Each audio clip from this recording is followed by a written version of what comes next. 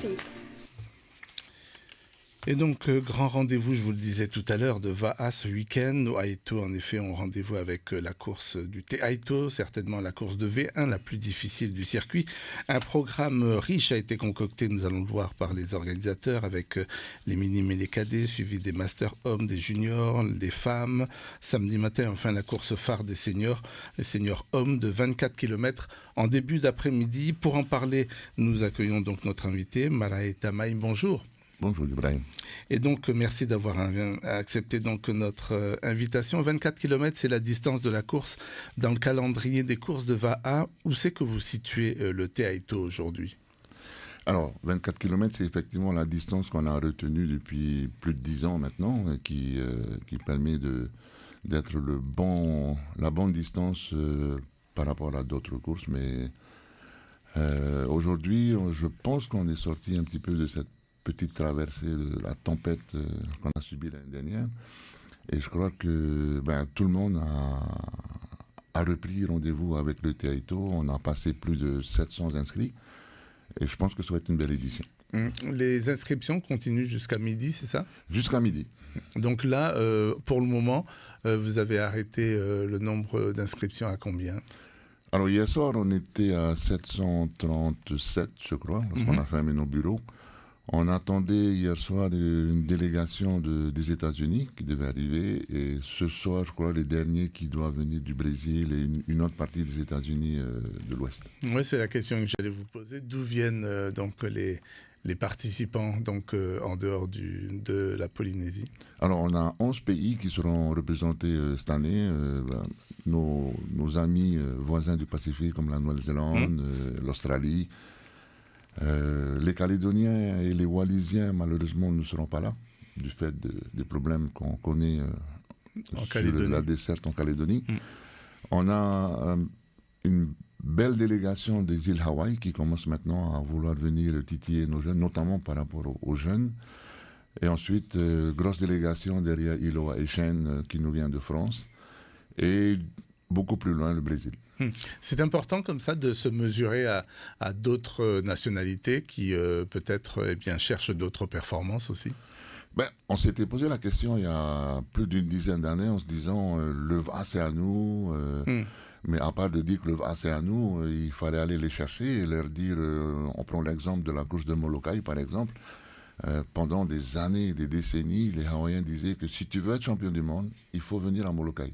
Aujourd'hui, on a renversé la vapeur. Si tu veux être champion du monde, il faut venir à Hawaii Kinui. Et si tu veux être champion du monde individuel, il faut venir à Haïto. À Haïto, d'accord. Ça, c'est bien compris par les participants. Complètement, de plus en plus. Ouais, parce qu'on entend souvent les rameurs dire qu'ils veulent à tout prix gagner cette course. Elle a quoi de si particulier ? Je crois que maintenant, c'est rentré dans le sang.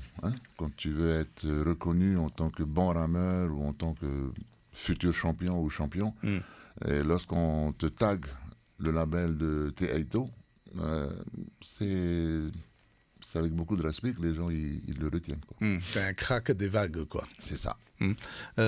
Alors, on l'a vu, il y a beaucoup de participants étrangers, il y a de plus en plus de femmes, de plus en plus de jeunes aussi. Depuis 4-5 ans, lorsqu'on a commencé à mettre sur orbite le Haïto World de 2030, on s'était rendu compte en faisant un bilan assez précis des choses qu'effectivement on pêchait sur la catégorie des femmes. De plus en plus, les femmes avaient disparu. Et on n'était pas encore très bon sur la partie des jeunes. Donc on est en train de pousser ce phénomène et je pense que ça commence à porter ses fruits. Il y aurait des champions bien connus qui vont participer ? Alors, on a déjà confirmé Brice, qui avait gagné le Haïto l'année dernière. Il revêtira son maillot jaune ce soir. On a vu Kyle Tarofo qui a gagné la superbe course de la Save la semaine dernière. J'ai pas vu hier soir le nom de nos champions comme Steve, comme Kevin, mais ils ont jusqu'à midi pour pointer le bout de l'année. Ce serait un regret ?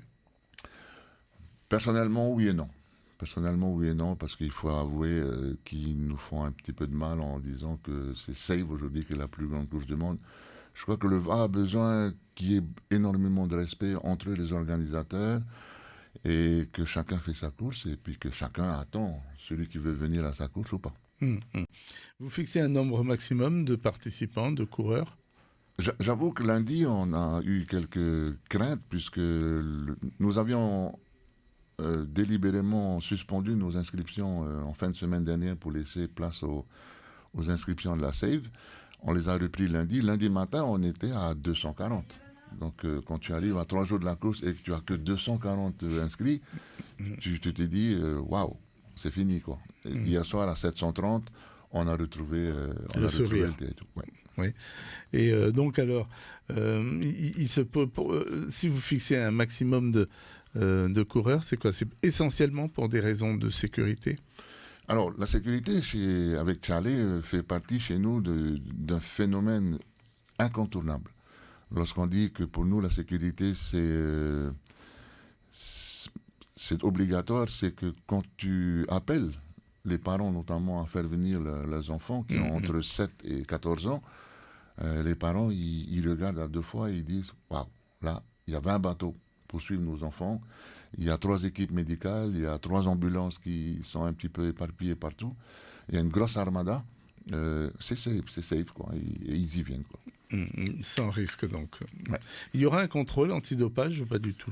C'est un petit peu mon regret, parce qu'on a essayé depuis 2-3 semaines à essayer de mettre en place cette cellule. Malheureusement, il faut qu'il y ait aussi derrière la confirmation qui doit être faite par la Fédération tahitienne de VA. Et j'avoue que la Fédération qui doit être faite par la Fédération tahitienne de VA.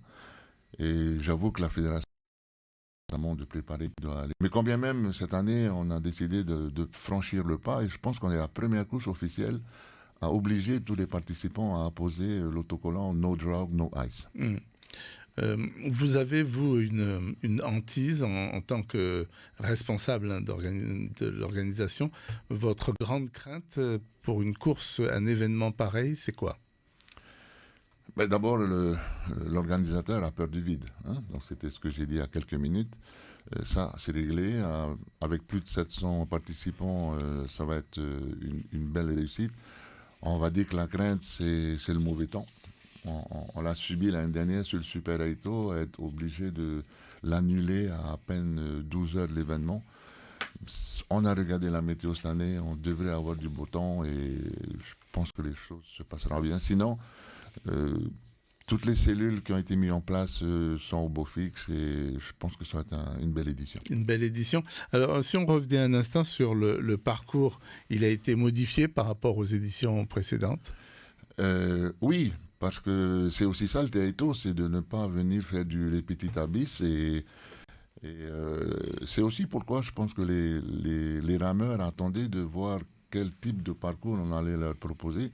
Et chacun y va de son imagination en disant ça c'est encore fait pour les surfeurs, ça c'est fait pour les bagarreurs. Et beaucoup sont venus nous dire waouh, chapeau le parcours, on est là. Donc on sent que c'est une fête du Va'a. Vous n'avez pas le regard sans cesse et uniquement tourné vers les chronos. Non. Après 36 ans de vécu, 35 ans, soit la 35e édition, on est plus sur le côté, si tu viens, tu vas te faire plaisir, tu vas te faire mal, c'est sûr. Mais tu vas te faire plaisir, tu vas être capable de te battre avec les gens de ton âge. Tu vas trouver derrière des lots qui sont plus très intéressants, puisqu'on a doublé le prize money. Et puis, beaucoup, là je joue une petite parenthèse, beaucoup lorsqu'ils organisent une course, amènent effectivement, par exemple, un petit repas pour les rameurs. C'est du poulet blanc avec du riz. Cette année, nous, c'est 6 plats. C'est comme si tu allais au restaurant, tu avais avec du riz. Cette année, nous, c'est 6 plats. C'est toute la course avec un bon repas. On a mis les petits plats dans les grands plats. Des conseils, justement, juste avant de prendre la course pour un rameur, c'est quoi au niveau de l'alimentation? Alors, nous, on essaye de se rapprocher à chaque fois des responsables de club ou des coachs. Et je dois avouer que cette année, on a pris plaisir à rencontrer des gens qui ont atteint une maturité au niveau du coaching et de l'accompagnement de leur rameur, ce qui nous donne effectivement plus d'un tiers des participants qui sont dans les catégories jeunes. Et ça fait plaisir de voir qu'ils sont là, ils sont tout près de la rameur et la rameuse, et il n'y a plus qu'à. Chantal Bigot, rameuse depuis plus de 20 ans maintenant, sera également présente. Je l'ai croisée hier, elle m'a fait une petite claque au passage en me disant « Ouais, comme d'habitude, tu fais le Super Aito et tu as mis les femmes de côté ». Je l'ai rassuré que le Super Aito 2025 sera au rendez-vous avec les femmes. Beaucoup d'étrangères veulent venir se mesurer pas qu'à Chantal, mais à nos championnes polynésiennes. Alors, vous parliez d'Elo il y a un instant. Qu'est-ce qu'on gagne en fait chez les jeunes, les femmes, les seniors? Alors, avec Charlie, on est toujours parti du principe que les rameurs et rameuses mineurs, on va dire, donc ceux qui sont en dessous de la majorité, ne recevront jamais de notre part de l'argent. Parce que c'est comme ça. Par contre, on a des partenaires qui nous aident beaucoup tous les ans à leur fournir des lots en nature, que ce soit des rames, que ce soit des cadeaux surprises. Par contre, à partir de 19 ans, donc à partir de des catégories naines, jusqu'à l'année dernière, on était à 1,6 million. Tout confondu, cette année, on est passé à 3 millions. À 3 millions. Donc ça, c'est uniquement pour à partir de 19 ans? À partir des U19. Des U19. Hein. Ouais. Et chez les femmes, il n'y a rien de particulier? On a doté. On a doté également. On a doublé la prize money également pour les femmes parce qu'elles méritent notre respect. Hein, elles sont là. Alors, une de vos fiertés, c'est quoi? C'est que en l'espace de 36 ans, 36 éditions, il n'y a jamais eu de gros incidents? Même pas de gros, même pas de petits. Même pas de petits. Même pas de petits, ça fait partie de la tolérance zéro à notre niveau. Et c'est avec beaucoup de fierté qu'on se dit, à chaque fois qu'on ferme un Teaito, on se dit 0 blessé. C'est génial. C'est génial. Ouais, ça, c'est un bon score, en effet. Ouais. Voilà. On vous le souhaite en tous les cas pour samedi. Samedi, ça commence à quelle heure?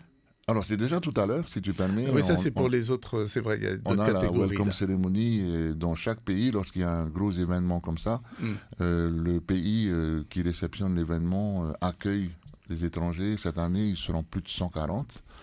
Et nous aurons l'honneur tout à l'heure de faire une welcome ceremony. Cérémonie d'accueil pour eux. D'accueil pour eux, ouais. D'accord, ça va se dérouler où? Sur la plage. Sur la plage même. À partir de 16h, et le public est invité, nos rameurs également et tous les responsables.